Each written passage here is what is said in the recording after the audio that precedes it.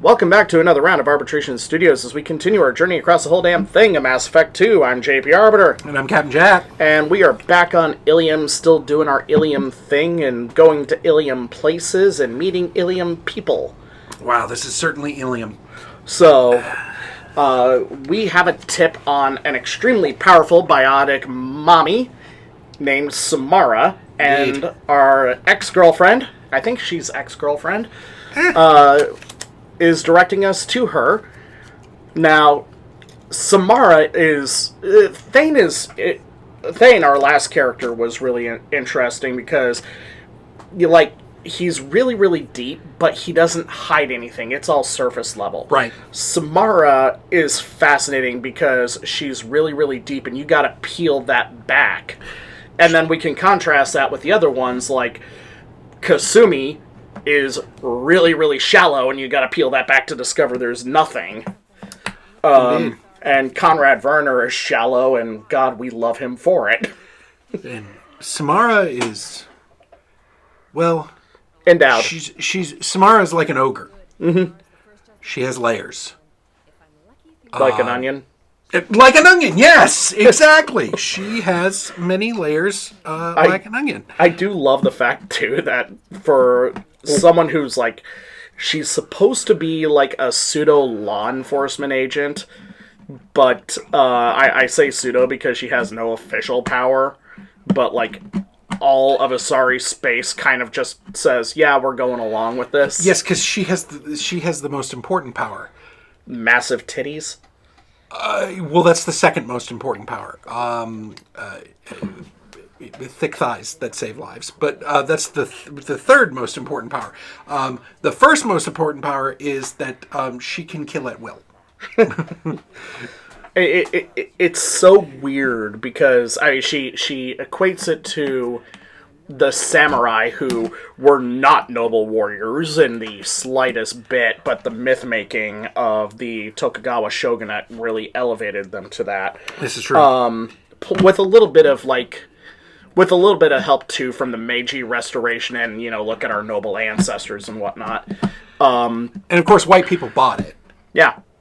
Well, because we'll buy anything. Well, it was just like the Knights of the Crusade. Yeah, and now and then later we find out it was exactly like the Knights of the Crusades. No. Pitney 4, biggest douchebag in this series. Pitney, I love me some Pitney 4 though. I mean, he's all of the scuzziness of Quark from Deep Space Nine with none of the charm. He's season 1 Quark is really what I feel like he is before we get to know and love Quark. I would have loved to see some more Pitney 4. You are right about Quark in a certain extent. And really the thing about Quark was Rama's brother or his nephew? A brother. Okay, so what was the nephew's name again? Nog. Nog. So, yeah. Quark is not a progressive Ferengi by any stretch of the imagination, never was. No. But he had the same thing that, Dick Cheney had in relation to his daughter who's openly gay, where it's just okay, you're gay, this is part of my world now, I'm going to do everything in my life, in my power to help you be as happy as you can possibly be. And Quark did that with Nog. Your life path is going way against the grain of what, traditional of what Ferengi are expected to do. But you know what? If that's the path you're going to go on, you're going to be the most successful person, most successful Ferengi in Starfleet. It was I'm the only Ferengi in Starfleet. By default, I'm the most successful. Not good enough, damn it! We're going to make you an admiral, and they do. They do. I think that little nod of the Admiral Nog ship in Discovery was great. It was like the Admiral Nog C, wasn't it? Something like that, yeah. They really did do a good job of nods back, but I like the fact that the Enterprise wasn't the only ship that got letter designations now. Indeed. So here we are. Here's the purple I think it's the lighting on this one. I think she's not this deep purple. I think it's just kind of lighting. Maybe she just likes to be out in the purple rain. Purple rain, I said I wouldn't sing again. And I said it's perfectly fine. God damn it, why do you enable me? Because I'm your friend. And I'm your friend that tells you to do things that you probably shouldn't do. Because I encourage you to do those things that you dream of doing. Which are things that I shouldn't do. Which are generally things that you shouldn't do. Like we're wandering around the galaxy, fisting aliens. Anyway, great line. People shouldn't be ordered to do things that'll get them killed. Really? Really? Yes, well, I mean... I also love the fact... Did I put Thane's sunglasses on here? I missed that. I'm not sure if you did. And I'm not gonna rewind it just to look at that. Yeah, that's true. I'm not sure if you did. I'm pretty sure you put Jax on. Well, yeah, I put Jax on so that way her tits were covered and we wouldn't run into community guideline strikes. I appreciate that. I do think that there is... Plus, I mean, if your current wife walks down and sees that, it's just like, this is the garbage you play? Yeah, no, well, I mean, she's watched it. She's seen me play it. But she's also, I get, and her take and her comment on it is clearly this game was made by a man. Well, yeah. And I get it. But one does have to admit that as BioWare has gone on... No, I did not put the sunglasses on Thane. Yeah, I should... I feel like I missed an opportunity. Indeed. I feel like... and... I feel like with this, certainly... there is some clear, hey, this was written by a man. That's going on. This is completely designed for the male gaze and for men. Blah, blah, blah. But I feel like they're getting better. I would like to point out that the booty pads on the armor would exist regardless of whether it was a man or a woman wearing it. So. Oh no! Honestly, their armor has progressively gotten since probably. And you really can't tell unless you zoom in. Mm-hmm. But since Baldur's Gate 1, their armor has steadily gotten better at going... it's women's armor, but it's not women's armor to look good. It's women's armor to protect good. Speaking of Baldur's Gate, I recently did an interview for my Battletech themed podcast for a voice actor who voiced, like, male voice number 7 in the original Baldur's Gate. Oh! Well, those games, and early BioWare was, and still is, but early BioWare was insane with its voice. It was like, everybody must be fully voiced. I think Loran Studios went the same route with Baldur's Gate 3. In that they just, every single thing, every single line of dialogue, every single possible line of dialogue is voiced. Ow. Oh, jeez Louise. Just threw that poor... And here she is. Oh my gosh. So she's like 1,200 years old, I think. Oh, that's at just this point. Right. And Benezia in the last game was like 800. Something like that, yeah. Benezia voiced by the incomparable Maria Cervantes, who I'm still to this day enamored with. Well, much like the Asari, she just aged up. Yeah, no. She's better look. Oh goodness. What's the safe word? What's the safe word? I forgot the safe word. It was a fruit of some kind. It was a fruit. The safe word. Banana, chili, pineapple, apples, pineapple. Well, damn it. That seemed a little. It seemed a little anticlimactic.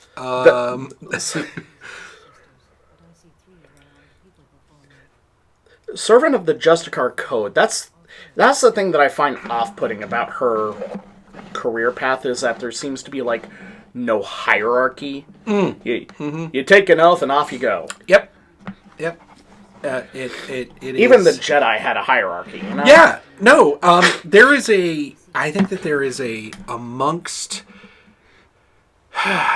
right-thinking people. In my opinion, this is just my opinion, but again, amongst right-thinking people, in the sense of correct thinking, not in the sense of right, but in the sense of correct thinking people, there is a very clear understanding that power should never, ever, ever, ever go unchecked in any form whatsoever. And so there should, in fact, be some form of hierarchy to every single power that is governed. Some sort of control mechanism. Yep. Even the Spectres do answer to the Citadel Council. Exactly. But, like, you have this lone operative who is trained and has millennia of over, a millennia or more of combat experience. And she adheres to a very, very strict no shades of gray, no circumstances sometimes dictate. Sometimes you have to look beyond the situation you're in to the greater good. Yeah. Sort of thing to guide your actions. Yeah, no, and she's accountable to no one. She's accountable to no one. I mean, there are a lot of people that look at her and go, she's the ultimate hero. Because they believe that heroes should be unaccountable to anyone. And that good people are going to be good people. And they shouldn't need to be accountable to anybody. And to that I say, horse hockey. Horse hockey. Well, to bring it to the Avengers for a bit, I was just thinking that. Iron Man saw accountability as being directed by a institution that was ostensibly elected, although we can talk about whether or not the UN is 100% democratic. But it was passing the buck. He was removing himself from being accountable by saying, I can follow the orders of someone who is accountable to the greater population.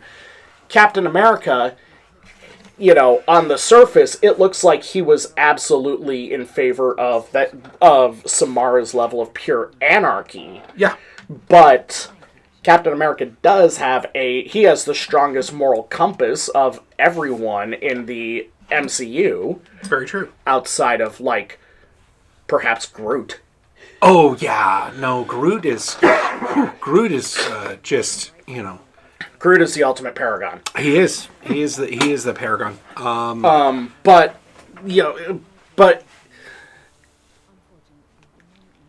Cap wouldn't endanger or would not. Yeah, between Cap's moral code being so ironclad, and also he wouldn't take some of the dirtier missions that he would be assigned to by the whatever governing body the Sokovia Accords would do, and then he absolutely would, if okay, I have what was the first thing that happened when Crossbones blew himself up and people were killed after Wanda, even though Wanda did her best to get him out of there to make sure that he was the only one who died on that. It was search and rescue down here. Let's fix this mess. He didn't wash his hands of it, and I have to believe that would continue to, okay, I screwed up seriously. I have to be accountable, which means I have to turn myself over to local authorities. I think, and especially, going back to playing Mass Effect, I think one of the overall overarching joys of video games that people revel in is the unaccountability. Is the fact that in a lot of video games, all of your actions are completely unaccountable. Nobody, you do basically what you want to do. Now, that within a certain We thumbed our nose at our supposed masters repeatedly in the last game. Exactly. As everyone does. As everyone does. And I think that in Mass Effect especially, and it gets a little, it's actually better because I feel like in Andromeda you have almost complete carte blanche. Like nobody's really telling you what to do. You just kind of do, they're like, hey, we need this done, but it's not a because you're a Pathfinder and whatnot. And I think that with this, I really with Mass Effect 2, I feel like there are a lot of people who think they're your boss in this one. Great bit of storytelling here. Oh, yeah, it is. We ran across a data slate earlier that mentions that in order to get your Eclipse armor, that you have to get your first kill, and now we see her and she's trying to play us for a fool. And so, like, you don't need to pay attention per se because there's no circumstance where she won't die as a result of this. But it is more rewarding if you find that slate, you acknowledge it, and then you act as we do. Yeah, exactly. Now, I would have very much liked... I love how she shoots us once and then we blast the bejesus at her. I would very much have liked to have the opportunity to fist her. I think that was a missed opportunity. But no, I think that... again, there's great world building because it's BioWare. Mm-hmm. Even in BioWare's worst games, the world building is still fantastic. Even in the games where people are like Dragon Age 2, which is universally panned, although I happen to actually like it. Well, that ran into the Alien series paradox that I was talking about earlier. Yep. It was perfectly serviceable. It just did not do... Yep. It just did not eclipse Dragon Age Origins. Exactly. And you know what the funny thing about that is that for me, I love Dragon Age Origins' story. Yep. I can't play that game to save my life. I can't wrap my head around its mechanics. Dragon Age 2 and Dragon Age 3, I'm smooth. I got those. Absolutely. And I think that was the got that biotic overload going on there. I think that was the... Yep, get out of there, James. What the hell are you doing? I know I died at least 3 times on this mission and had to reset and re-edit it out. I think that was really the intention in the change, was that there aren't a lot of gamers like me left. I actually liked Dragon Age Origins mechanic.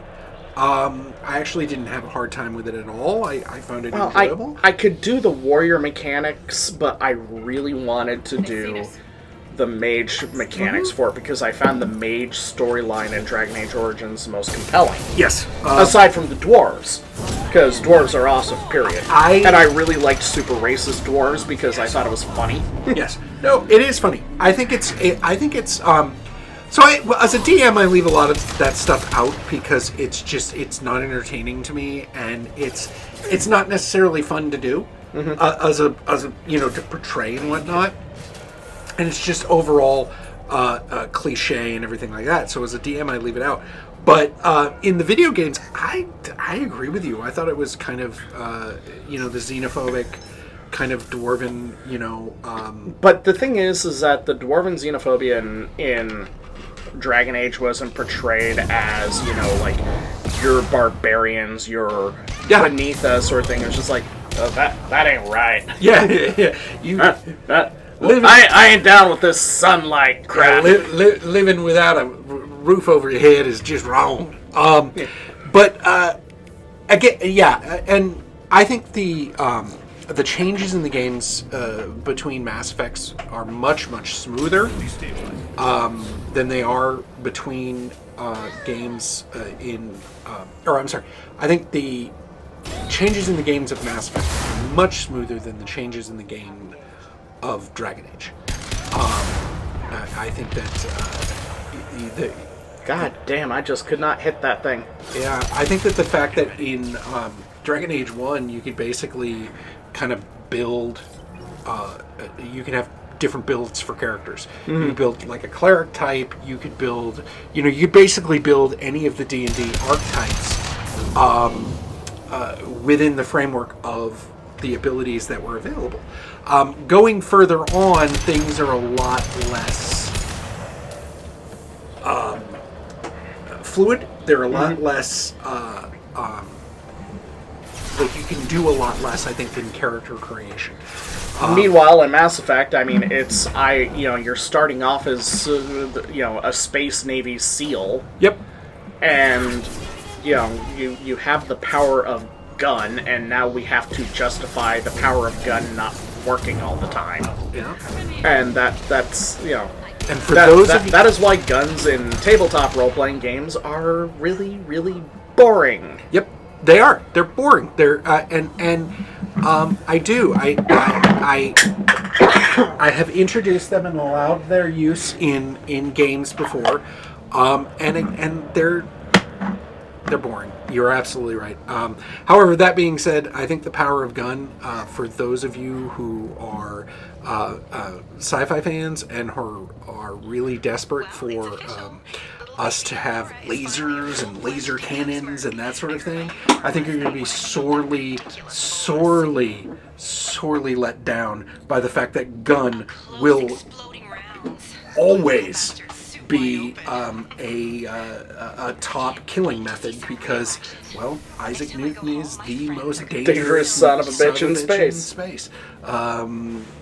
You accelerate a slug, you accelerate a piece of metal, and you get explosive killing damage. Yeah, there was actually a paper on it from the Defense Intelligence Agency when talking about the difficulties in getting congressional funding for directed energy weapons, which are coming into their own as both anti-missile and anti-drone technology right now. Yes. Part of the thing is that there's no visual oomph to either a laser or a microwave-based weapon in order to sell it. This thing points in a certain direction, maybe hear a little burn, and then you get confirmation target destroyed. Yeah. And there's no visual thing. You don't get the Star Wars choo choo choo. No, and that brings up a really good point with Star Wars is that they're not using lasers. But that's besides the point. I mean, that's no. It is. I think that a lot of people just don't realize how wonderful guns are as a weapon. As much as Americans love guns, and they really do, they just don't realize how effective guns are at unaliving.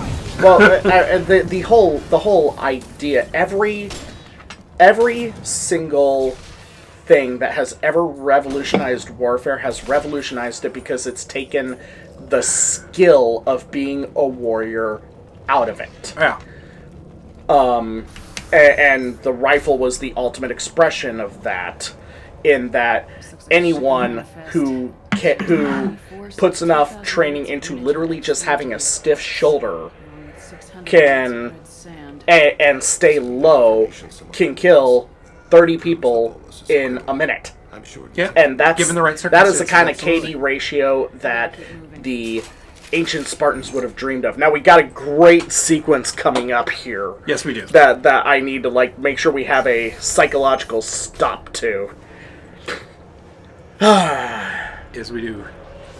So we have this guy. I keep calling him Pitney 4, but Pitney 4 is the early guy. This is Nifu Cal, the biotic god.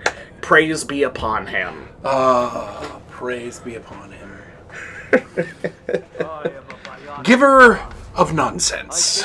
It's the greatest thing ever. It is. And it's the source of, there are these things that I like, that, I don't know if the term is universal, but I call them mandatory interrupts. Yeah. You know, you have to do things a certain way. We saw that when we recruited Thane, when we shoved the guy out of the window, where it's like, Yep. I don't care whether you're playing Paragon or not, you shove the guy out the window. The guy gets shoved out the window. It's just like letting Carthonassus die. It just happens. You just always happen. Or in the case of telling Morden, for the love of God, shut up. Yeah, or in the case of Dragon Age, feeding him to Morgana. I keep forgetting that Carthonassi is in Dragon Age as well. Yeah, I know. I just remembered now, actually. But, this is... You're absolutely right. This is when I was mortal, I worked for Pitney 4. Paul's soul is probably terrified that I have not returned.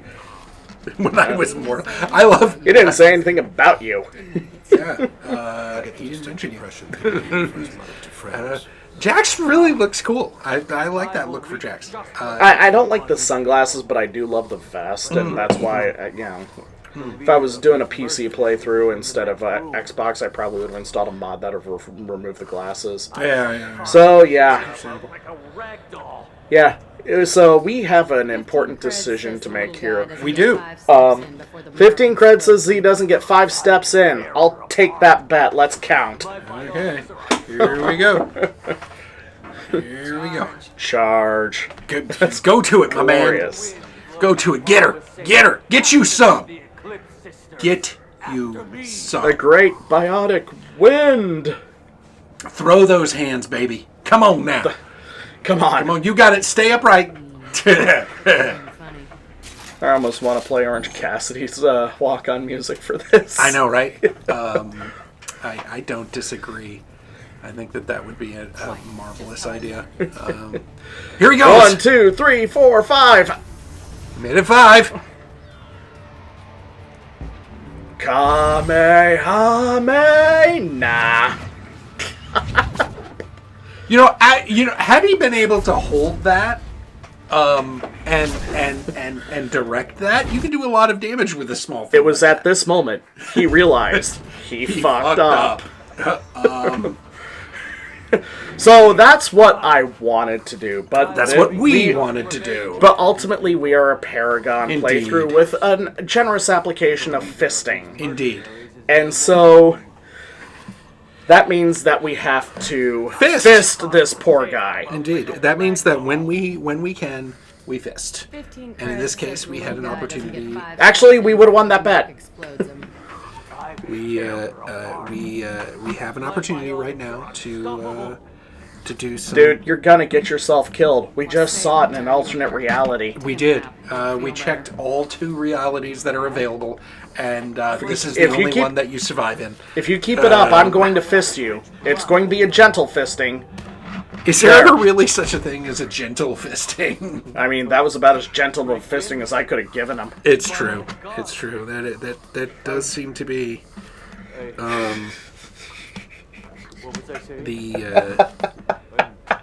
the most gentle of fistings. So, we have fisted Asari. Indeed. We fisted humans. That's right. We fisted Batarians. Oh, yeah. We will be fisting a Krogan. Oh, yeah. And now we fisted a Volus. He doesn't deserve it. And we will also be fisting a Pyjack. Because why not?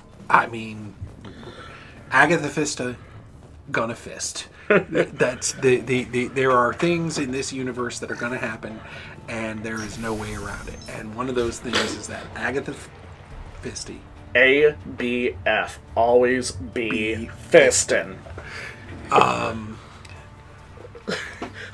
do like how bored Wasaya looks with this whole thing. Yeah, well, rocket launchers and grenade launchers have a tendency to make people less bored. Look, this whole job has cost me a lot of money, and truth told, I don't blame you guys. I blame that mutant. I mean, that's a fair... Then why are you killing us? Well, because we have a rule. Always be fisted. Always be fisted. And here's some 40 caliber fists right there. Hey guys, you're too late. Your boss is dead. Yes, and since your employer is now no longer with us, you work for me. No longer going to get paid. So I really would suggest that you maybe, possibly, go away. Just go. Just go. Just leave. You have the choice. You have the choice. Otherwise, I offer you your life, Belmont. Otherwise, my friend, you are going to get a fisting. Big old 40 caliber fisting. Indeed. Why is our rifle 45 caliber? Because they don't make it in 46. Why not? Is a better question. I don't know. That's an old bit of gun enthusiast bravado for people about like the Colt 1911 and the 45 over the 9mm, which is more like, are you all manly about America or all manly about like Europe and their metric system? Because how many countries with the metric system put a man on the moon? 0 that you know of. Bah. I mean, I'm just saying. First man on the moon was Jules Verne. We all know this. All right. Well, here we are. We got some cleanup to do. First things first. Hey, Pitney, jackass. Yes. Come here, Pitney. Oh wait, no, that's Nifu. That is Nifu. How you doing, Biotic God? Oh, praise be upon you. Praise be upon him. Let him bring down his biotic justice. His great biotic wind, I feel the wrath of the light of the Lord on me. May he touch us with his healing bionic hands. Hallelujah. Brothers and sisters. So, you happen to find any incriminating evidence now that you found my partner over there who's definitely going to incriminate me and I need to prove that he's insane? Maybe. Yeah. You never know when something like this might come. If it might change your mind, Earthblack. Possibly. Very profitable to me. Yeah, but I don't like you. I mean, not in that way. Like, I like you, but not in that way like you. I like you in a way of, I think it would be funny to send you to jail. Send you to a Turian jail. Send you to a Turian jail? Turians have that weird sense of duty, but it also makes them, like, real... And yet, how many Turian criminals have we run across? It's true. Crime is anathema. Bitch! Well, that's why they're not living with other Turians. They're like Europeans going to America. They're just not the best, They're just, criminals. And once again, right here with the whole code thing, and I had to justify it by saying, okay, here's the thing. So here's what happened. I can't afford to have you shooting me in the back because I have to, well, I don't know, commit genocide against a race of cybernetic beings. Normandy is docked near the main trading it's a possibility. I must be sworn to your service Yeah. so that I am never forced to choose. What does your code say about artificial intelligence? Yeah, exactly. I mean, considering... When I'm put in a position where, say, I either have to violate said artificial intelligence's free will by rewriting them, or just delete them. See, here's the thing. I mean, I don't think we'll ever come across that situation. No. But it's a good hypothetical. Indeed. And here's the problem with following, and this is just in general, but here's the problem with following ancient codes. You think that you're the good guy. You think, I'm stable, and I'm following an ancient laid down rules, and that makes me the good guy, and that makes because I'm not, I'm not changing willy-nilly and all over the place. Automatic weapons did not exist at the time the Second Amendment was written. I was about to point out... semi-automatic weapons didn't exist. AI did not exist when this woman's rules were laid down. Yeah. And that's kind of the thing where you can't just adhere blindly. It's just ludicrous. And in a video game it works because in a video game people aren't really generally fleshed out and don't generally have to deal with reality. And we're going to see, both in this game and in the next, how this stupid fucking code doesn't account for everything. Exactly. And it's and really it causes more problems than I mean, hell, just being a quote lone operative, even the Sith had the rule of two. Yep. At least you had backup from somebody, even if that backup might kill you at any moment. and that is why using ancient codes in modern times It's is stupid. ludicrous. Okay, enough with Not that. just stupid, it's flat out ludicrous because there's so much stuff that is unaccounted for. Alright. Well, we got all of our things. Indeed, we got She all the accepts the things. judgment of the Justicar, and so we're gonna back out of here, and we're gonna find out how Jacob is a complete fucking hypocrite compared to how he treated Thane. Indeed, but we're yeah, indeed, and then we will never see Jacob again. No, we got one more thing with Jacob, and that's gonna be the next thing. Oh yes, I'm sorry. Just because we got to get Jacob out of the way. Yeah, no, that's what I was meaning that. Once that's out of the way, we will never see Jacob again. Until the next game, in which case he suddenly has morphed into a decent human being, and not a turd. And not a complete and utter turd. And my headcanon for that is that a good woman that he met turns him around. Thank you. Yeah, I still don't like him. Events. No, that's acceptable. I happen to like the Justicar, and I'm glad we have her. Yep. And that is our team. We are fully locked, cocked, and ready to rock. But now everyone has daddy issues that we got to figure out. daddy, so many daddy issues and mommy issues, kind of. Sort of. But we'll be figuring that out next time, kids. Indeed. See ya. Deuces.